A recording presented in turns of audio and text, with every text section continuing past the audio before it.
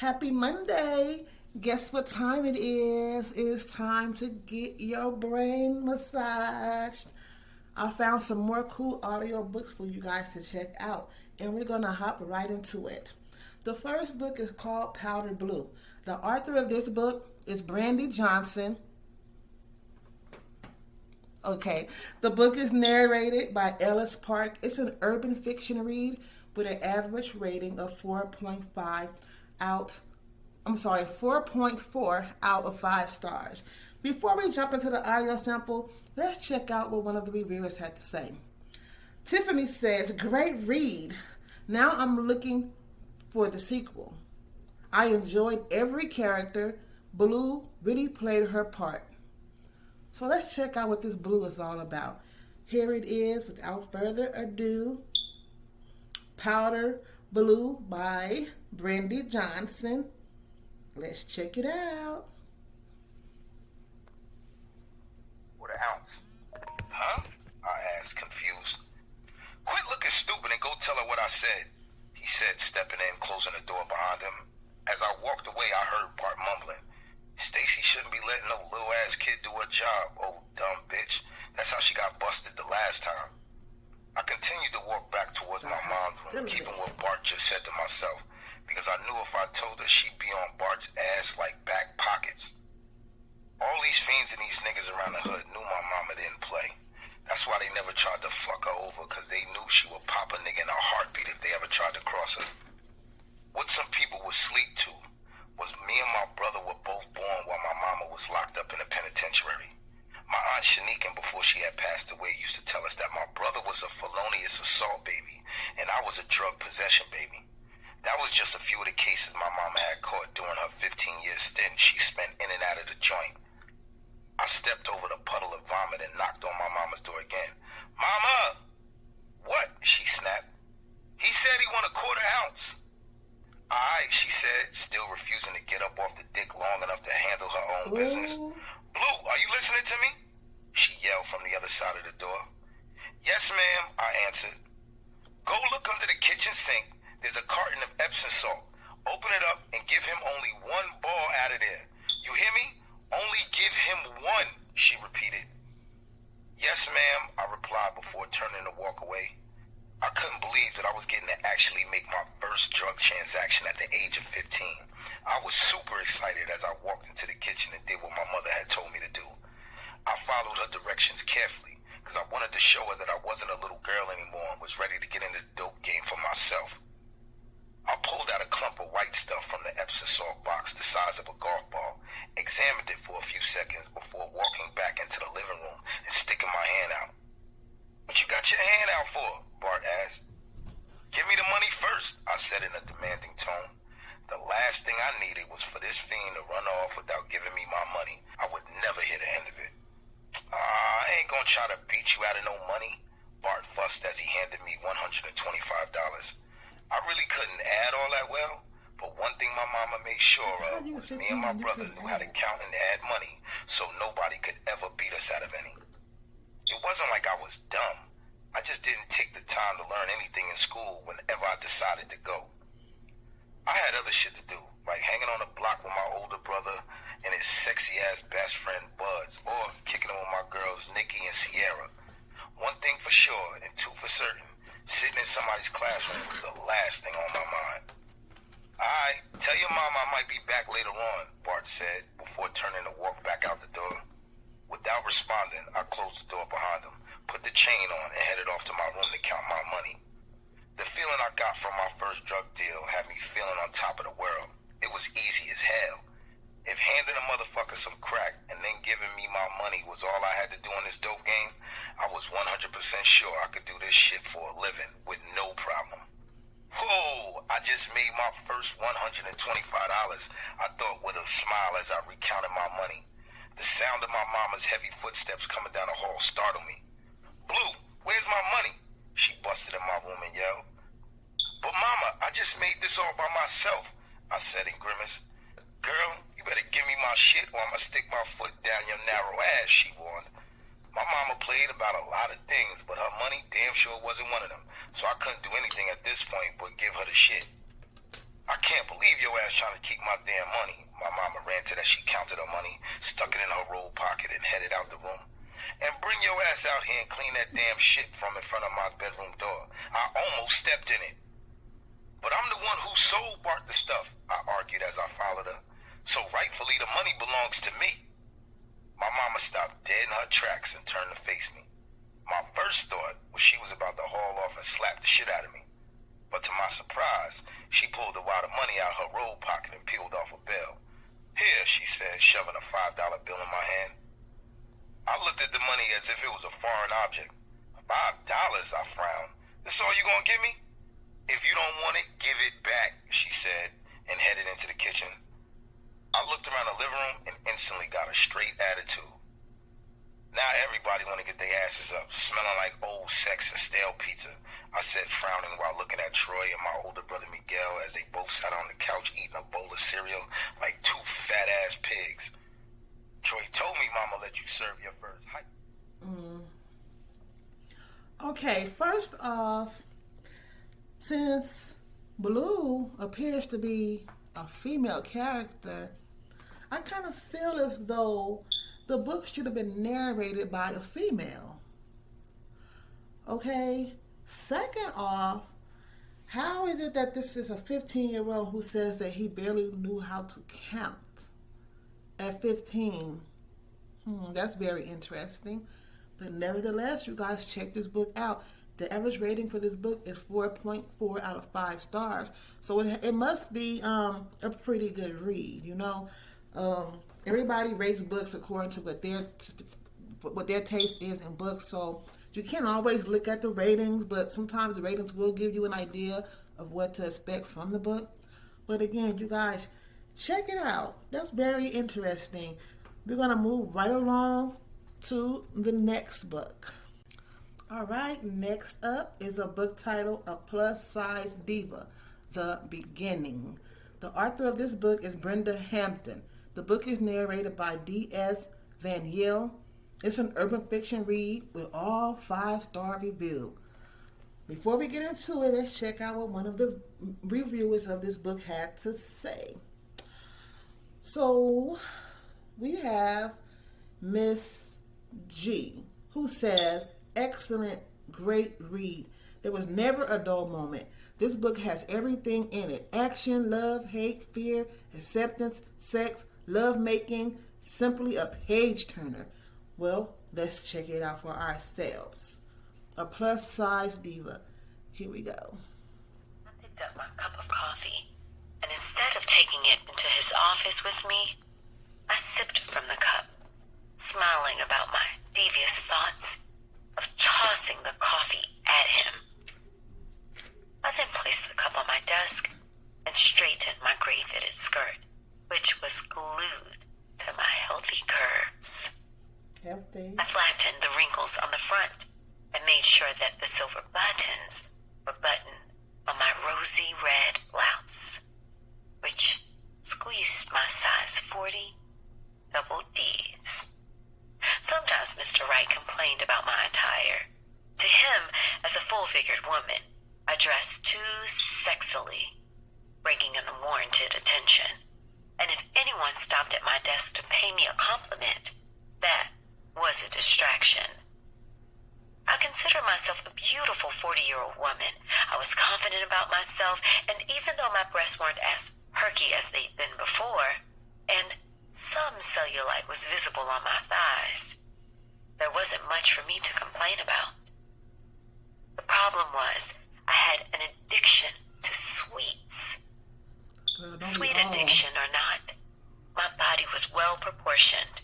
And what kind of a man didn't want a woman with meat on her bones? Reggie had never had any complaints, but I had a feeling he traded me in for a woman who was half my size and age. I slid my feet into the gray 3-inch stilettos underneath my desk and made my way to Mr. Wright's office. He rubbed his wrinkled face up and down, massaging it with pressure. His cold blue eyes looked over me, and a deep sigh followed as he extended his hand. Have a seat, Desiree. I took a seat in the leather chair that sat in front of his messy desk. was buried somewhere underneath. I had attempted to organize Mr. Wright's office for him, but he was a serious pack rat. He hated to throw anything away, and consequently, some of the papers on his desk had started to turn yellow. I turned my eyes to the 6 smashed cigarettes in his ashtray. His office had a smoky smell, which someone had tried to cover with cheap Glade garden spray. I figured that since he'd been under pressure, I was about to get an earful. I then looked at the round clock on his wall and saw that I was 10 minutes away from taking my lunch. Obviously, he needed to hurry up with whatever he wanted to discuss.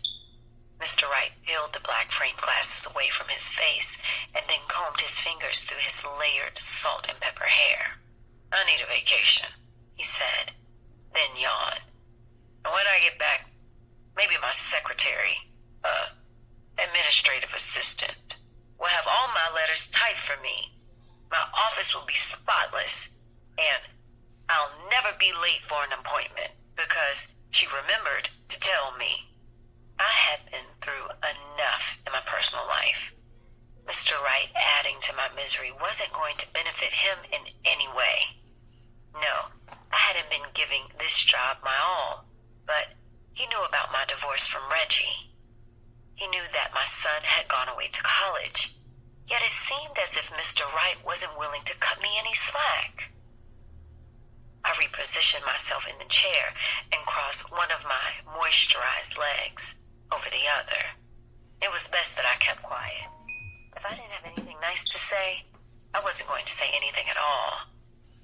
I turned my attention to my chipped fingernail and thought about how badly I needed a manicure. "Does it rate?" Mr. Wright said with a high-pitched voice. "Are you with me? Or is your mind floating somewhere else?" With a blank expression on my face, I gave Mr. Wright my attention. "You asked me to take a seat, so I did. You haven't required anything else of me, so I assumed my job was to just listen." He threw his hand back and looked at his watch. "It's almost lunchtime. Would you mind bringing me a bagel sandwich with turkey, ham, and cheese? The deli shop on the corner has awesome sandwiches. You should get you one, too. My car really needs to be washed, so I plan to stop by a car wash. If you allow me a bit more time, I'll stop by the deli to get our sandwiches. I'll allow you an extra 15 minutes, he said. Then... Okay, well, sounds like this is pretty good book. Yeah, like they said, it sounds like it's a pretty good book. And you guys check it out. Once again, that's called a Plus Size Diva, The Beginning. I particularly like the narrator's tone of voice. You know, the way she's flowing with her emotions and the way she's speaking, and the tone of her voice fluctuates with, you know, how she's responding to her boss and all that. It kind of makes you want to keep listening, right? So check it out, you guys. A Plus Size Diva at the Beginning by Brenda Hampton. I'm sorry, and I do apologize for the sounds you guys are hearing throughout. I have to figure out ways to get my audios together. So for now, this is what we're working with. So I'm pretty sure that you guys were able to hear the story. You guys check out this book. The link to the book will be in the comment section below. In the meanwhile, I'm going to grab the next book. Okay, next up, this book is titled What Bae Won't Do. The author of this book is Genesis Woods. The book is narrated by Katherine Dollison. It's an urban fiction read with an average rating of 4.6 out of 5 stars. We'll go ahead and check out what one of the reviewers had to say about this book. So Sally says, I could not put this book down. I read this in one day. I could not wait to see what was going to happen next. I love that the couple that ended up together was the ones I wanted to be together. I will reread this at a slower pace, but I love the story. So, without further ado, let's check out what Bae Won't Do. Sounds like a very interesting read. Sounds juicy. Let's check it out. Shh, nigga, keep your voice down. I told you my cousin is already up. I don't want her to come down here being nosy, she said as they passed by my door going back to her room. I don't know what the hell she said that for, because I could give two fucks about who was up in there. As long as they respect this house and don't try to move in, we good. After I got dressed and grabbed my backpack and keys, I headed out the door. I didn't even stop in the kitchen to see if there were any leftovers for me, because that would be too much like right. I really should have thought about who I let move in when I decided to get a roommate to save a little money. The situation right here is not going to work much longer. When I stepped outside, the sun was shining bright and feeling good. I was glad that I picked my short denim skirt and my pink crop top to wear today. Before I made it to my car, I had the sudden urge to turn around because I could feel someone watching me. As soon as I looked to the left, our eyes connected, so I couldn't be rude and not speak. "Hey, you!" I called out to a dude that lived next door. I couldn't remember his name for shit. "What up, Jay? You looking good this morning? How are you?" "I'm fine, just on my way to class, and thanks for the compliment." He just nodded his head and stared at me. I didn't know if I should have asked a follow-up question or complimented him. The awkward silence, though, was my cue to leave. I waved goodbye, hopped in my car, and pulled off.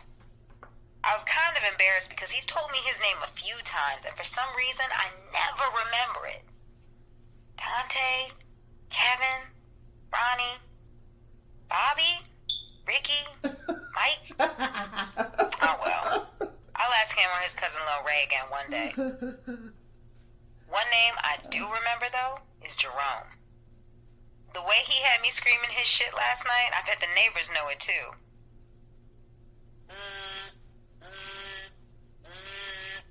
Speaking of the devil, I had a flirtatious smirk on my face as my phone vibrated and Jerome's picture flashed across the screen. I hurried up and swiped talk, and then in the sexiest voice said, "Hey baby, I was just thinking about you." Maya. "Nigga, you almost got us caught. I told your dumbass to stay in the room." I couldn't believe this fool. If Jay would have seen who I was fucking last night and cooking breakfast for this morning, I would have had some drama popping off. Why would she care anyway? She done me a few months ago. And didn't you say she's fucking with some new nigga now? You mad or nah? Because your face was kind of screwed up at that last statement, I asked, getting a little upset. Hell no, I'm not mad. I'm just saying she shouldn't be tripping off of me moving on too, especially since she fucking homeboy. Damn. That was the fourth time he said something about Jay having sex with someone else. Last night before we even made it to my bedroom, he wanted to know where she was. I told him that she was at her new boo's house. As soon as those words left my mouth, he was firing off questions. At first, they were regular ones like who, what, when, where, and why. But then he started asking me shit like, does she spend the night over there? Does he spend the night over here? Has she said anything about them fucking? If so, how long has it been? Business. I had to tell that nigga to snap the fuck out of it. Why the fuck did he care anyway? Especially when he was in my bed about to get some of this A1 pussy. You must be feeling Jay or something because you're a little too worried about who she's letting slide between her thighs. It's not even that. I was just making sure it wasn't while we were together, he said, finishing the last of his bacon, eggs, and toast I made for him. And if it was, what the hell could you do about it now? Y'all ain't been together for months, I said, laughing at this dummy. Who gets mad at some shit that happened in a relationship that's been over for almost a year? Right. There's nothing I can do about it at all. The only thing that will happen, though, is her image will change for me. What the hell does that mean? I asked, confused as fuck. He went on to explain to me that Janaire is considered a good girl. Faithful to one man, can count the number of niggas she slept with on one hand, good head on her shoulders, career-minded, can take care of herself, respects her body, and doesn't tolerate being disrespected. Of course, I had to correct him on a couple of things. I don't understand understand why everyone thinks Janae is such a sweet little angel. With her now sleeping with Jerome. Yes, baby. This is one for the books, honey. This is full of drama. Because I'm thinking like she is now with her, either somebody that she knows, ex. So they kept it in the little circle that they were at. I'm not sure. I'm just saying. I'm speculating. But either way, you guys grab your copy. The ebook version, and so she has this book available, and audio book, paperback. I don't see the ebook format available. Yes, and ebook format. So if this sounds like something you guys want to check out, grab your copy. Link will be in the comment section below. And we're going to move on, and we're going to bring to you the last book of the day. Okay, let's keep it moving. Last but not least, we have a book titled, If I Can't Have You. The author of this book is Don Giles. The book is narrated by Stevie Washington. Not Stevie Wonder, Stevie Washington. The book is an urban fiction read with an average rating. This book has all 5 stars across the board. Let's check out what one of our reviewers had to say. So, a Kindle customer says, this book is absolutely amazing. Love and hip hop ain't got nothing on this. A page turner. You really can't stop reading. All the characters had their own personalities. The book was full of surprises, full of yell out loud moments. I loved it so much. A great storyline and a great ending. 10 out of 10 to me. So this Kindle customer is saying that she would have gave this book more stars, but Amazon only lets you go up to 5. So without further ado, we're going to go ahead and check this book out. Ready, set, go. Nonsense. Sam responded with a straight face. You know this hoe is a hoe. She ain't turned it down, no nigga, Bria said, shaking her head at Sam and laughing. Sam had slept with a lot of guys in our school, and outside of the school. Everybody seemed to know about it, except her boyfriend Kevin. They had been together for about 2 years now, and once he took her virginity, she just couldn't get enough sex. Well, if you two virgin bitches will start fucking somebody, you will understand where I'm coming from. Jeez. Bria, you and David have been together for years, and you haven't given him any. You better hope he's not getting it from somebody else, Sam said. I'll pass, and my man is faithful. But you don't know the meaning of that, Bria said, annoyed. I thought about sex sometimes, and what it would be like. But I had never had a boyfriend, and no one ever seemed to be interested in me. There was this one guy named Corey, who was the star of our basketball team. I had the biggest crush on him. He was so fine, but he didn't even notice me. We made it to school and rushed to our classes. The day went by quickly. As we headed to my car after the last bell rang, Kevin ran up behind us and grabbed Sam by the waist. "What's up, ladies?" he said to Bria and me. Bria and I nodded our heads, and Sam gave him a fat kiss on the lips. "Y'all know I'm throwing an end of the school year bash in my house. It's gonna be cracking super hard. Y'all down?" asked Kevin. "Baby, you know I'm gonna be there," Sam said. "Me too," Bria said. "I guess I'll be there as well," I said, joining in. Kevin whispered something in Sam's ear, and she began to blush. "I'll talk to you bitches later. I'm leaving with Kevin," Sam said. She swished that big ol' ass as she walked off. Bria and I got in my car and headed home. Sam. I was not your average 17-year-old. I had the body of a grown woman. I was definitely shaped like the number 8. Couldn't none of these bitches compete with me. With my small waist, big ass, and the face to match, there was no competition. I had all the niggas sweating my shit, and I couldn't blame them. They liked what they saw. I could have any nigga I wanted. I didn't care if he had a girl. If I wanted him, I was getting him. I loved my boyfriend Kevin, but he was starting to bore me. was the same old shit with him. He didn't know how to please my body, which was the very reason I cheated. I know you're thinking, this hoe. But there was just something about sex. I loved it. I absolutely had to have it. It made me feel good. And I love being wanted. If I could have sex all day, I would. Not just with Kevin's boring ass. I had tried to teach him how to fuck me, but he just didn't get it. That was why when his best friend Eric told me that he wanted to taste me, I had to oblige. Oh, girl, We did it right there in the girls' bathroom at our school, and it was some of the best head I had ever had. Oh. He licked, kissed, and sucked all over my kitty cat. He ate my pussy so good that I wanted to get some of that dick, but the bell rang, and I had to get to class. I might be a hoe, but I was going to be an educated hoe.